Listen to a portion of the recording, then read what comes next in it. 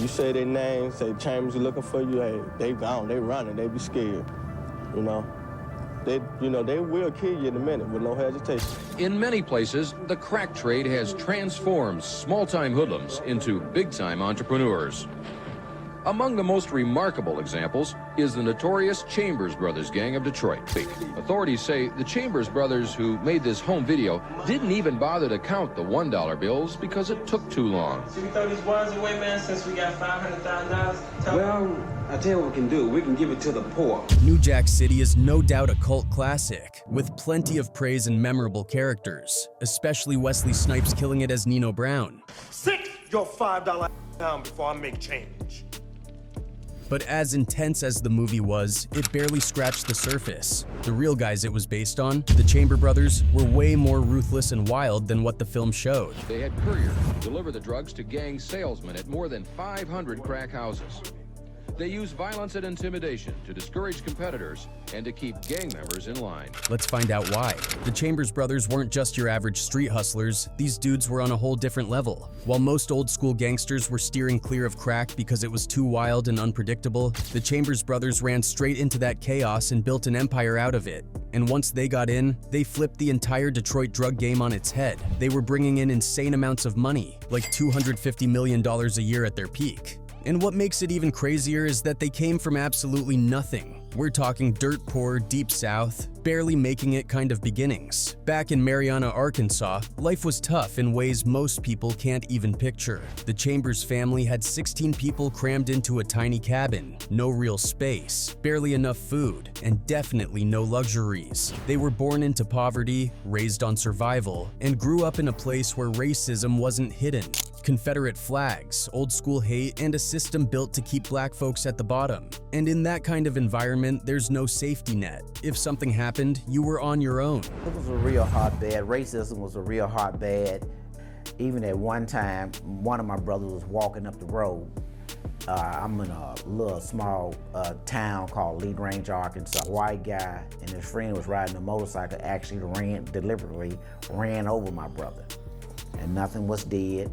But that was the type of stuff that we could expect back. But see, the Chambers Brothers weren't the type to just sit back and accept that life. They learned early that nothing was going to be handed to them, so they started taking matters into their own hands. As kids, they were already getting it how they could, stealing wallets at their family's juke joint, finessing grown men out of money at the pool table while standing on wooden crates. Your family also had a club down there that was correct. What did they call it? A club or juke joint? What did they call it? A juke joint, cafe. When their parents split and the juke joint shut down, most kids would have seen that as a dead end. But not Larry, Wiley, BJ, and Otis. For them, it was just fuel, just a reason to level up. Larry, the oldest, was the muscle. His presence alone made people think twice. Wiley had done time in the military and worked as a mailman. He tried the straight and narrow but got pulled into the life eventually. BJ was the smooth operator. The dude could charm anybody. He knew how to talk, how to think on his feet, and how to make moves without making noise. And Otis, the youngest, was always trying to prove himself. Together, they had a chemistry that couldn't be touched. They weren't the biggest guys in the room, but once they walked in, you knew who was in charge. Now, out of all the Chambers brothers, Larry was the wild one, the outlaw. The guy who never tried to play by the rules because in his mind, the rules were made to be broken. But Willie was kind of known as the one that was kind of getting in trouble in and out of jail. Like, that was Larry. That was my oldest brother. Okay, they called Larry Maro. While his brothers dipped their toes into legit work, at least for a minute, Larry jumped straight into the deep end of the street life. There was something about that rush, the thrill of doing what everyone else was too scared to try, that pulled Larry in like a magnet. It was just like, I'm done. I'm not going in this field no more, chopping no kites for nobody. You know what I'm saying now? And just took off. By him not having a game plan, just looking at his criminal record, he was doing a lot of break-ins at that time to survive. And sure enough, it caught up with him. One Christmas Eve, Larry pulled a job that went sideways. He got locked up.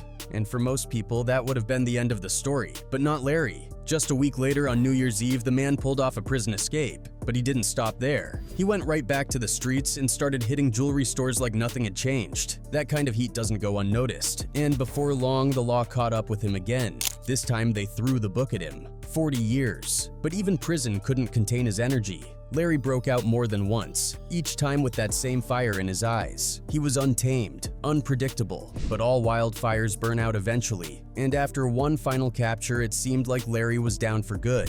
Then something unexpected happened. His case got overturned by the state Supreme Court. Just like that, he was out, a free man again. He tried to walk the straight line back home, but old habits die hard. Within no time, he was back to robbing stores, caught again this time, thanks to someone he thought was loyal. But then, that second stint behind bars changed Larry. The wildness didn't just disappear, it evolved. He swapped out the chaos for clarity, took up yoga, meditation. He got disciplined, focused. The same guy who used to break out of prisons now became a leader inside them. He stopped being just a menace and turned into someone other inmates looked up to. The mind that once plotted high-stakes heists was now strategizing for something bigger, where it all started. Meanwhile, outside those prison walls, Billy Joe Chambers and the rest of the brothers were trying to leave the past behind. Life in Arkansas was going nowhere. Farming barely kept food on the table, so Billy Joe made a move. Detroit. He was chasing opportunity. And at first it looked like he found it. He got into the marijuana game, made some money, tasted a little success. I eventually ran away. Oh, man. Yeah, I eventually ran away at the age of 15 to the young lady house that I had met in Detroit. You never really been around drugs? No. Things of that nature. So how did you get introduced to the drug game? Well, the young lady that I had came and stayed with, her moms and their family was into drugs. But success has a funny way of making you greedy. Then crack hit the streets and everything changed. Billy Joe didn't jump in head first. He watched, he studied, and what he saw was mind-blowing. Fast cash, huge demand, low supply. Crack was taking over, and the dealers already in the game were making a killing. With the help of a family friend who opened a few crucial doors, Billy Joe and his brothers made their move. And while a lot of old-school hustlers stayed away, scared of what the crack epidemic could do, the Chambers brothers weren't afraid. They were built for chaos. They weren't part of Detroit's usual crime scene, which actually gave them an edge. No one saw them coming. Just a bunch of country boys from Arkansas, that's what people thought, until they weren't. Their crack empire was a full-blown machine. It moved fast, grew faster, and left nothing but devastation in its wake. BJ turned something as simple as a car wash and a corner store into high-functioning hubs of drug operations. On the surface, they looked like regular businesses, but behind the scenes, crack and weed were flying off shelves like candy. His plug, Big Terry Colbert, kept the product rolling in non-stop, and BJ had a tight-knit circle of family and loyal friends running the day-to-day. But the real power move was the manpower. Word started to spread. Back in Arkansas, folks were hearing about how easy it was to make money in Detroit. All you had to do was link up with the Chambers crew. And just like that, the migration began. Over 300 people from their hometown and nearby areas packed up and headed north, turning what started as a hustle into a full-blown drug dynasty. And at the center of it all was BJ. Dude was barely 5'5", but when he spoke, people listened. He was the brain, the strategist, the one who saw crack not just as a drug, but as a business opportunity. And business was booming. Between 1983 and 1988, the Chambers brothers were running an estimated 300 crack houses in Detroit, and they were making up to $250,000 a day. What do you feel like the most y'all ever brought in a day? Well, we had got to a point where we was making at least $250,000 per day, every day. Damn. Every day.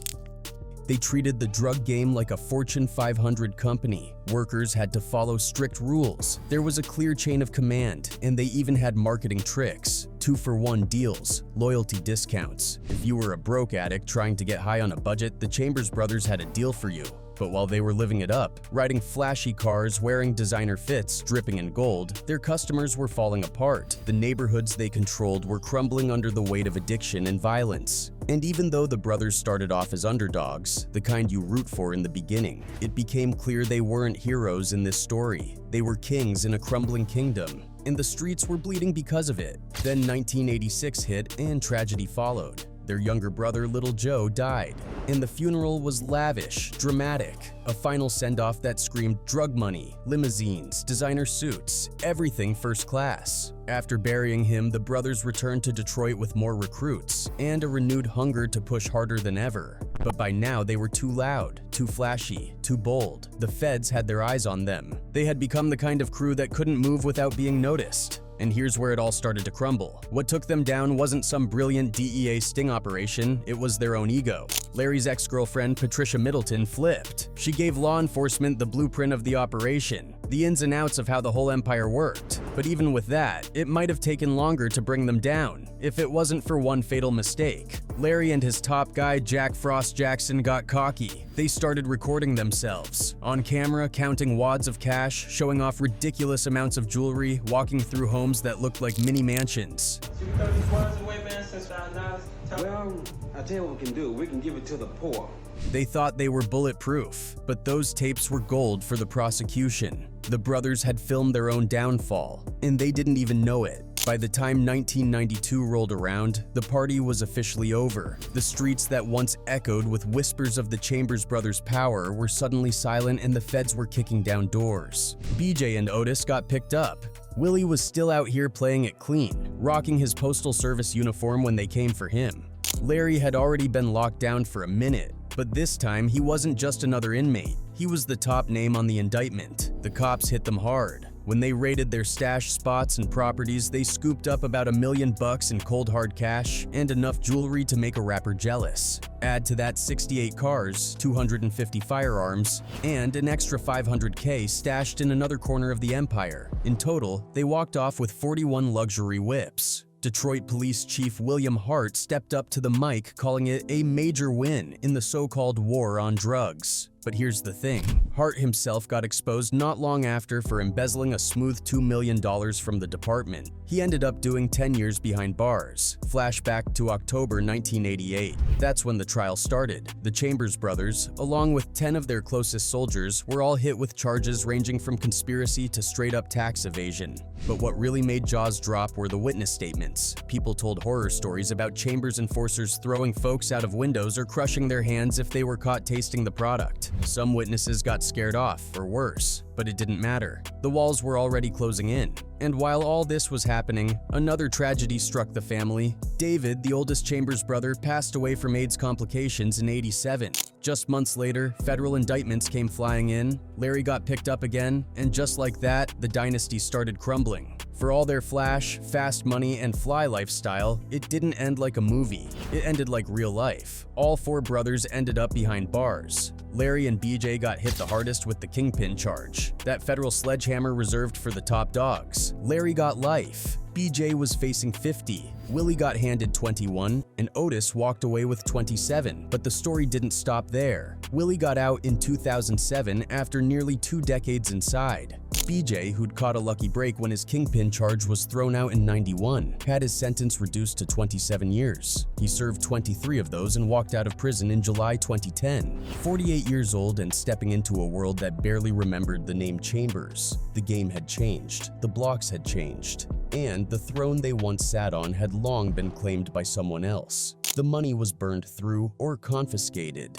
The cars seized. The fear they inspired faded. What was left were old legends floating through the air like smoke in a half-lit room. They were still talked about, especially Larry, who remains locked up deep into his 60s. He's the last one left inside. Meanwhile, the others, Willie, BJ, and Otis, are out here living low-key, each of them carrying the weight of what they once were. Their story made it to American Gangster, turned into a modern cautionary tale. Their story also ended up inspiring one of the most iconic films of the early 90s, New Jack City. And behind that story was Barry Michael Cooper, a former journalist turned screenwriter who had his finger on the pulse of what was happening in Black America at the height of the crack era. Cooper was capturing a movement, documenting the raw and painful reality of the crack epidemic as it ripped through communities, especially in places like Harlem. That experience shaped everything he brought to the screen. New Jack City wasn't just another crime movie. It had grit, it had soul, it had truth. Wesley Snipes played Nino Brown,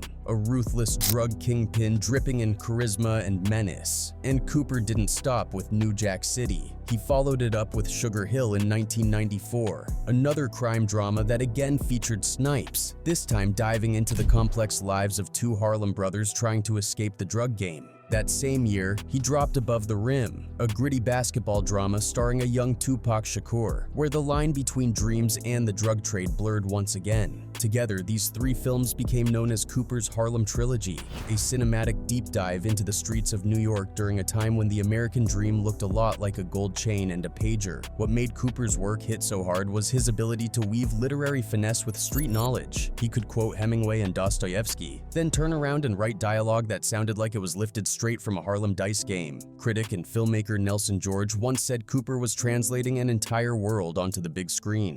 He wasn't glamorizing the drug game. He was showing all of it. The hunger, the violence, the heartbreak, the hustle. He painted a picture of young black men chasing fast money, not because they wanted to be criminals, but because in that era, in those neighborhoods, options were slim and survival was everything. Cooper once said, "I wanted to detail their voices, the way the hustlers talked," and even likened his work to The Great Gatsby, only this time the mansions were crack houses and the green light at the end of the dock was a gold medallion hanging from a rope chain. And it all started with his journalism. In the mid-1980s, his groundbreaking piece, Kids Killing Kids, shook up the media world. Published in The Village Voice, the article exposed how teenagers, some as young as 13, were deep in the drug game, making thousands a week, rocking designer clothes, flipping beepers, and riding around with cell phones back when they were still a luxury. That's where the term New Jack came from. Cooper took it from the streets and turned it into a whole cultural wave. That article changed everything. Just weeks after it dropped, Cooper was flying first class to meet none other than Quincy Jones. He was brought on to help rewrite a script about Harlem drug lord Nicky Barnes. But Cooper flipped the story on its head. He brought it into the crack era and created a new character, Nino Brown. The rest was history. New Jack City exploded onto the scene, and black cinema would never be the same. Barry Michael Cooper would pass away on January 21st in Baltimore at the age of 66, and while he's gone, his legacy is still loud.